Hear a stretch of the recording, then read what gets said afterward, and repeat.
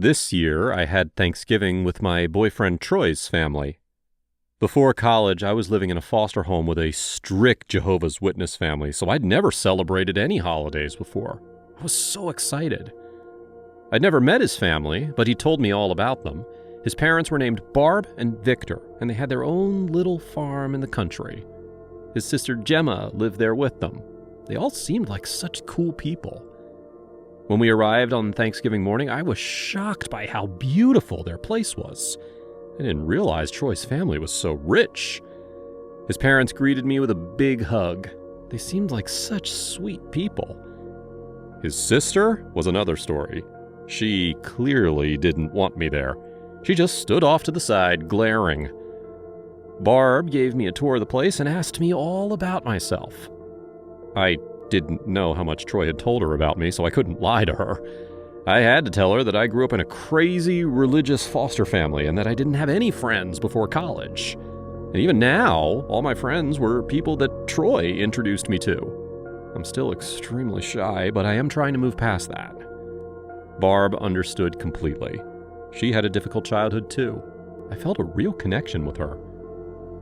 After the tour, I tried to help Barb get all the food ready for dinner, but she didn't want anyone else in her kitchen. Troy was watching football with his dad, so that gave me the opportunity to try to connect with Gemma. I joined her on the patio. She had something in her hand. "Oh, I have your keys." I thought my keys were in my pocket, but they must have fallen out when I was carrying in my luggage. "Thanks," I said and shoved them in my pocket. I tried to make small talk, but she kept squirming in her seat. She looked around to see if anyone else was listening. Then she leaned forward and whispered, "You're not safe here." I tried to ask her why, but then Barb walked into the room and Gemma totally clammed up. "What are you girls talking about?" "Nothing," Gemma answered nervously. That was all Barb needed to hear. She silently left. After that, Gemma wouldn't say anything at all. I left her there and I went to the guest bedroom so I could change my clothes. This was Troy's childhood bedroom, and it had all those old horror movie posters on the wall from when Troy was a kid. Troy had been into some really gross-looking movies back then. Anyway, as I was changing, Troy entered the room to check on me. He said it was halftime. I told him about my weird conversation with his sister. His face flashed with anger, but he quickly hid it. "Let me talk to her," he said, and left. He went to confront his sister on the patio directly under the guest bedroom, so all I had to do was open the window and I could hear everything they said. "I warned you not to say anything," I heard him say. "I'm sorry." Gemma's voice responded, "Don't hurt me." He answered her in a whisper, so I couldn't make out his words. Her response was also a whisper, but there was one word that I recognized. Well house. Didn't know what that meant.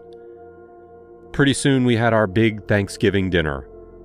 Barb and Victor acted totally normal, but Gemma just stared at her food. And Troy kept glancing at her as if he was afraid that she might say something. It was really weird. After dinner was over, Gemma hurried out of the room without saying goodbye. Troy's parents started cleaning up, and Troy asked me if I wanted to join him for a walk around the farm. After everything that happened with his sister, I was a little scared to be along with him, but I said yes anyway. He took me outside and he showed me the barn where they kept their animals. Then he took me far away from the house to show me his favorite place. "And what's that?" I asked. "The well house," he said. "It's where we keep the water pumps for the whole property. Has a great view of the valley." He grabbed my hand and led me through the field. He wasn't smiling anymore. His face seemed dead serious, like he was on a mission. I tried to pull away, but he clamped down tighter on my hand. "What are you doing?" "This is about my sister, isn't it?" he said. "What else did she tell you?" "Literally nothing." I had no idea what was going on, but I decided to bluff. "She told me everything." "Damn it!" he shouted. Then he forced himself to calm down. "Baby, it's not what you think. Those other women were terrible people. They deserved what they got. But you're different. Trust me." Other women? The way he said that gave me the chills. Doesn't sound like he was talking about ex-girlfriends. It sounded like he was talking about his victims. By then, we'd arrived at the well house, which was right next to a deep trench in the ground. And as soon as I saw it, I knew he was going to throw me down there. I don't know how I knew it, but I did. He was going to throw me into that hole and leave me there to die, just like he'd done to who knows how many others. "You never loved me, did you?" I asked. "You just picked me because you knew no one would miss me when I'm gone." That made him smile. "You're smarter than I thought." Then he twisted my arm painfully, forcing me closer to the trench. With my free hand, I reached into my pockets to find anything I could use to fight him off. All I had were my car keys. I pulled those out and got ready to swipe him with them, but I noticed something clipped onto the keyring that I'd never seen before. It was pepper spray. I'd never owned pepper spray before. Then I remembered that Gemma had my keys earlier. She must have put it on. He was shoving me backward, still not using his full strength. He didn't think I was much of a threat. He wasn't expecting me to spray him right in the face. He screamed in surprise and pain, letting go of my throbbing hand. As he wiped at his eyes, I shoved him. He toppled into the massive hole, suffering the same fate he had planned for me. I heard him whimpering from the bottom, but I couldn't see him through the darkness. I left him there and walked back inside. Barb saw me first. She looked shocked. I wordlessly walked past her and used their house phone to call 911. Barb and Victor exchanged a look. They both knew what had happened. "Well, I guess it's time to face the music," Barb said. They held hands and sat together, waiting for the police to arrive. They'd allowed their son's crimes for long enough.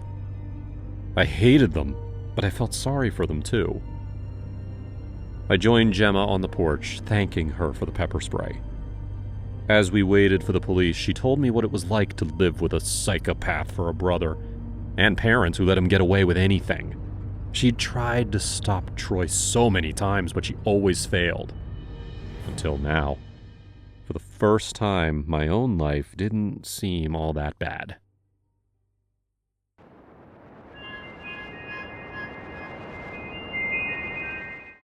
When I moved into apartment 4B, I thought my life was finally coming together. After months of searching, I'd found a decent place in the city, with rent I could afford. The only downside was that I had a roommate. But with how expensive everything was, splitting the rent was the only option. And to be fair, Lena seemed fine at first. She was quiet, kept to herself. She worked long hours at the hospital, so I figured we'd rarely see each other anyway. The first strange thing happened the week I moved in. It was late one night, and I was sitting on the couch half asleep watching reality TV. Lena hadn't come home yet, but I heard footsteps in the hallway, and then a loud crash outside the door. I rushed over, swinging it open, only to find her sprawled out on the floor, groceries scattered everywhere. "Are you okay?" I asked, bending down to help her up. She winced, rubbing her ankle. "I slipped. Again." "Again?" She sighed. "I'm kind of clumsy." There was something in how she said it. A hesitation, like there was more to the story. But I let it slide. Everyone has their quirks. Over the next few weeks, I started to notice more things. Lena's clumsiness wasn't normal. It was constant. Plates would slip from her fingers, shattering on the floor. She'd stub her toe on the same coffee table every day. Once, she spilled boiling water on her hand while making tea. I'd never seen someone with such bad luck. Still, I chalked it up to her being accident-prone. It wasn't until the fire that I wondered if there was more to the story. It was late, sometime around midnight, and I was just about to drift off when I smelled smoke. Groggy, I stumbled out of bed and into the living room. And that's when I saw the flames licking up from the stove. "Lena!" I screamed, rushing to grab a towel and smother the flames. The fire was small enough that I put it out quickly, but panic gripped my chest. If I hadn't woken up, the whole complex could have gone up in flames. Lena appeared in the doorway, eyes wide with fear. "I am so sorry," she whispered. I must have forgotten to turn it off after cooking." "Forgot?" I snapped. "You could have burned the whole place down!" She cowered and continued apologizing. Later, I heard her crying in her room. Her clumsiness almost cost us and other people our homes. I talked to her later, and she kept apologizing. I told her to be more careful next time. A part of me felt bad for coming down so hard on her. I started wondering if she had some disorder that caused her to be forgetful or something. Anyway, a few weeks after the fire, someone walked into our home and stole my laptop. I was so confused because I could have sworn that I was the last one in, and I definitely locked the door behind me. I assumed that Lena must have gone out after I'd gotten home and forgotten to lock it. That was on par with what I'd seen before, so I got mad at her. I demanded that she replace the stolen laptop. But she insisted she never left. "But I know I locked the door behind me. Are you saying the door magically unlocked itself?" "The person definitely didn't break in. They walked in." "Yes," she said, collapsing onto the couch and shaking her head. "You don't understand. It's not me. It's this curse." I blinked at her. "What?" Lena looked up, her face pale, her eyes hollow. "There's a curse on my family. It's been passed down through generations. My grandmother had it, my mother had it, and now it's mine. Everything I touch falls apart. People around me get hurt." Her voice cracked. "I should have told you before you moved in, but I thought maybe it would be different this time." I didn't know what to say. A curse? Really? I wanted to laugh it off, but the look in her eyes stopped me. "I don't believe in curses," I muttered. But even as I said it, a knot formed in my stomach. Lena just stared at me. "You will." For a few days, nothing happened. I convinced myself Lena's curse talk was just her way of dealing with her bad luck, some sort of coping mechanism. But then, things started happening to me. It started small. My car, which had been perfectly fine, broke down 3 times in 1 week. A light bulb exploded right as I turned it on, glass raining down on my hand, leaving tiny cuts. One morning, as I stepped out of the shower, the towel rack broke off the wall and it hit me on the head, leaving a bruise. I tried to brush it off, but the unease gnawed at me. Whenever something went wrong, I couldn't help but think of Lena's words. People around me get hurt. And then, one night, I woke up to the sound of whispering. At first, I thought it was Lena, but the whispers were too soft, too far away. They seemed to come from everywhere and nowhere all at once. I lay still, my heart pounding in my chest, trying to make out the words, but they were just out of reach, like a language that I couldn't understand. I turned on the bedside lamp, but as soon as I did, it flickered and went out, plunging the room back into darkness. And that's when I saw it. A shadow hovering in the corner of the room, darker than the night itself. It shifted, almost like it was watching me. I scrambled out of bed, backing toward the door, my breath coming in short gasps. The shadow moved closer. I bolted out of the room, slamming the door behind me. Lena was pacing the living room, her face pale and drawn. "You saw it, didn't you?" she whispered, not looking at me. "Saw what?" "The shadow. It's the curse. It's getting stronger." I swallowed hard. "This is insane. You need help, Lena." "We both do." She shook her head. "There's no help. Once it starts, it doesn't stop. I tried leaving. I tried running, but it always finds me. It'll find you, too."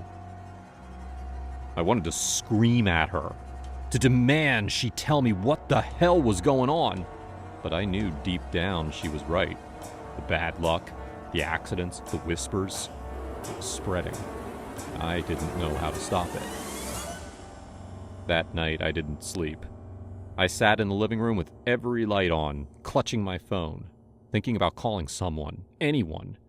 But who would believe me? The next day, I packed my bags. I told Lena I was moving out.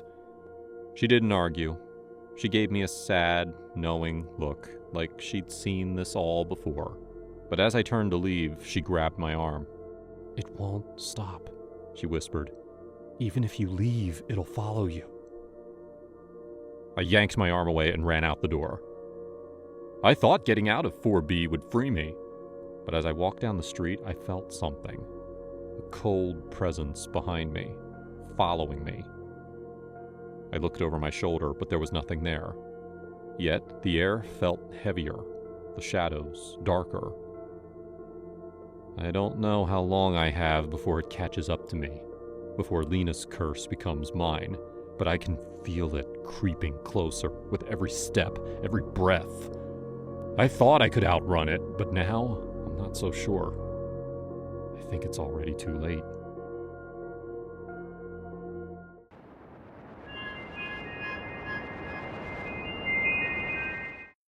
From where I stood, I could hear the music. The wind flutes blew in a rhythm akin to something very natural, something very different from what I knew. In my mind, it was not difficult to understand how they enjoyed the music. But I knew that they did because the chanting and the ululation never lost its vibrancy even as the hours progressed and the night further deepened itself. I found myself a few times trying to catch the tune. Middle Eastern music, I said to myself and shook my head. I would often taunt Paul, my friend, with some of the words that I had caught of the language that the guests spoke to me used. I did not know the meaning of it, and even if they lied to me, there was no way I could possibly tell. The language was poetic, rolling off the tongue without the impediments of too many consonants. The music was better. I was 25 at the time, and I had seen most things as a mature college student who worked part-time as a security guard at the local McDonald's on weekends. The money was not the best, but it was a decent way to earn extra cash. I did not have enough training in martial arts like most of my other colleagues, but we simply banked on the uniform that we had to keep everything around us and everybody safe. A few times, a guest had lost it in the McDonald's, and we had been called in to escort them out. They often always complied, sometimes with physical force, but none of them put up a resistance that was enough to test me. On the opposite end of the street was a Lebanese shop, which was famous for their kebab wraps. The owner was a middle-aged man, rarely ever smiled, and always had a perpetual haste to his stride.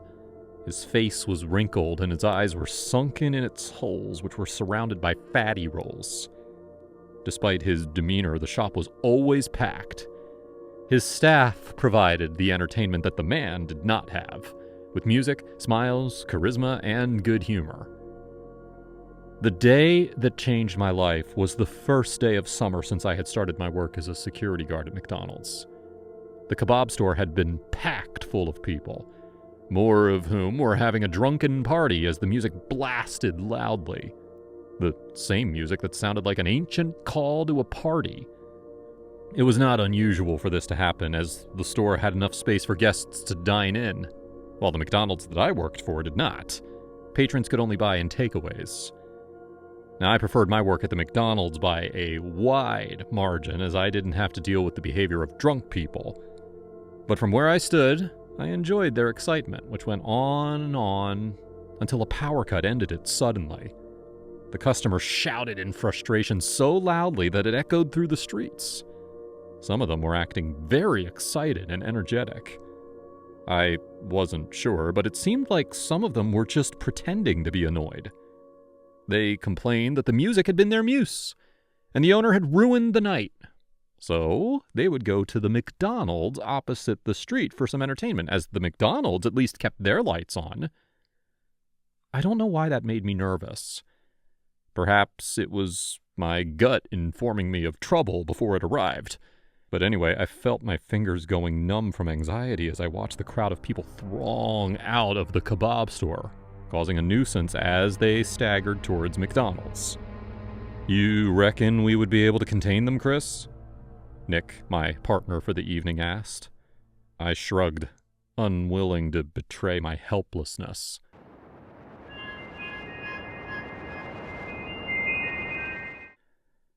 I kept my expression as somber as I could as the guests walked past me to place their orders, until one of them stopped and stared at me. The chanting and loud merriment continued in a muffled noise as I held the man's gaze. His eyes glittered like polished glass, and I could tell he was drunk. But that wasn't the thing that stood out about him to me. He had a stare that made me feel uneasy. His eyes carried such strong malice that impacted me before I had even known his name. I tried to look away, but the man wouldn't move. My instincts warned me that he might cause trouble, but I tried to stay calm in front of him. "Pig," he said, retched, and spat froth at my boot. I was struck by his crudeness. "Look at me when I'm talking to you. You have no choice." I squinted to see the crowd of people barge past him as though he were not there, not saying these words, not looking at me with that horrifying glare in his eyes. I chugged on the spittle that lined my throat and coughed up. "I'm not sure what you're talking about," I replied to him.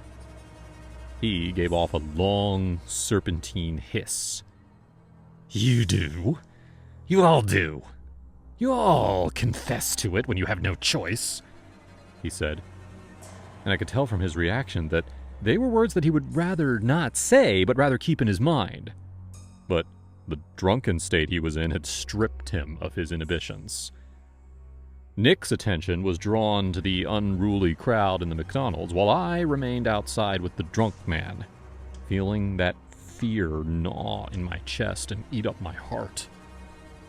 The man looked over his shoulder and grinned. He noted how pale I looked and shook his head. "I was right to feel such fear," he said. "He had made a vow to his brother as he held him in his hands one night when a cop had killed him that he would avenge his death on every cop that he could lay his hands on." "I have no idea what you're saying. I'm afraid you've got me mixed up for someone," I was replying, trying to douse the tension between us when he suddenly drew his knife. And it was as though I was staring down the gates of hell itself when he closed the distance between us in a drunken stride. His words were a jumbled mess of anger and sorrow, a mixture that made my pulse race. I glanced at Nick, who was busy trying to calm the crowd inside. My heart pounded as the man swayed closer, his knife catching the faint glow of the streetlights. I braced myself, unsure of what to do next. Just as he lifted the knife, his eyes rolled back and he stumbled. The man's legs gave out from under him and he crumbled to the ground, unconscious. The knife clattered harmlessly beside him. I let out a breath that I didn't realize I'd been holding. Nick rushed over, eyes wide with concern. "You all right, Chris?" "Yeah," I nodded, still shaking. "He just passed out." We exchanged a quick glance before deciding what to do. I knelt down and checked his pulse. He was breathing, just deeply unconscious. "We should call the police and an ambulance," I suggested. Nick agreed and pulled out his phone. As he made the call, I looked at the man on the ground. Despite his threatening demeanor, he was just another person with a story, carrying more pain than he could handle. I felt a mix of relief and pity. The police and paramedics arrived quickly, taking control of the situation. They loaded the man onto a stretcher, and I explained what had happened. The officers thanked us and assured us that they'd handle everything from there. As the night wore on, the chaos of the evening began to settle. The McDonald's returned to its usual hum of activity, and I found a moment to breathe. The experience left me shaken, but also more aware of the unseen struggles that people carry with them. I knew that night would stay with me. A reminder of how close we often come to the edge, and how a moment of human vulnerability can change everything. As I stood there, I glanced across the street at the now quiet Lebanese shop and felt a strange sense of gratitude for the unexpected turn of events.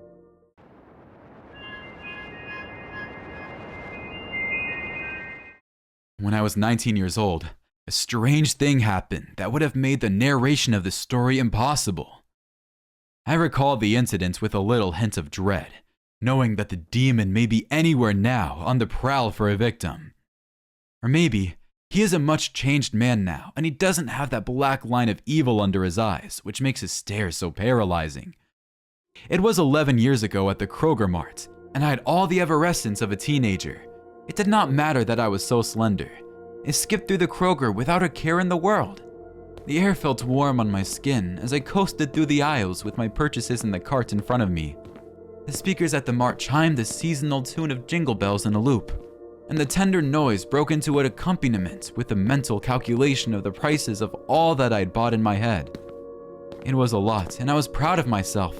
My family had been through so much the entire year, and I was only grateful that I could buy them stuff from my earnings, which had mostly come from online gaming. In my gingerly saunter towards the counter, the last thing I had expected to discover was a man suspiciously close to my shoulders. I could easily have shrugged off his presence if he had not brought a glowing, persistent aura with himself. Sure enough, I stared back innocently to assess him. He smiled at me, and his eyes, sunken and hollow like abandoned caves, tried to muster warmth. My stomach flogged about to repel such an extension of his being on me. "Hey kid," he said to me. I said nothing in response, and I kept on my march towards the counter. "I hate these kids. Lacking respect. I'll teach you a lesson." I heard him rasp, and I suspected it was his annoyance at the fact that I had ignored him. His steps turned purposeful, and he was at once onto me. I took in a deep breath and slid my eyes furtively over my shoulders to be certain that I was indeed being followed as I picked my pace. My heart skipped when I perceived that he also had begun to walk faster. "God damn," I muttered. "Maybe it's all in my head," I mused, trying to assuage the hard pool of saliva that was in my panicked throat. Then I slowed down in my stride, pretending to look around as though I had forgotten to pick something. My swift turn startled him, and I watched as he stopped dead in his tracks, scanned me briefly, and suddenly turned around to fetch an item on the rack. Kroger at that time of year always had a decent crowd, but as I watched the crowd of happy purchasers, I had the sense that I had been isolated and set apart from everybody else. It dawned on me that I had been picked apart to be preyed on. In my sweeping gaze, I saw another man. He was neatly shaven, in a gray denim jacket and black pants with gray tee. He looked at me and then at my stalker before turning around. The cold hands of apprehension gripped me, and like a noose, I felt its tightening hoop around my neck, which made it difficult to breathe. I itched the stretch of my neck and loosened the collar of my shirt. I lost the core of my position in Kroger, and my active mind was all too willing to wander waywardly. The line of my vision dimmed. "Long necks, they'll fit just where I want them." I heard someone whisper into my ears from behind, and I halted at once. The stalker with dark lines under his eyes brushed past me before I could spin around to find out the source of the noise. I started to shiver as the air grew colder. My mind was at once a battleground for barren thoughts that only coasted around the surface and never settled. He turned around, knowing he was already tormenting me in my head, and he flashed me an evil grin.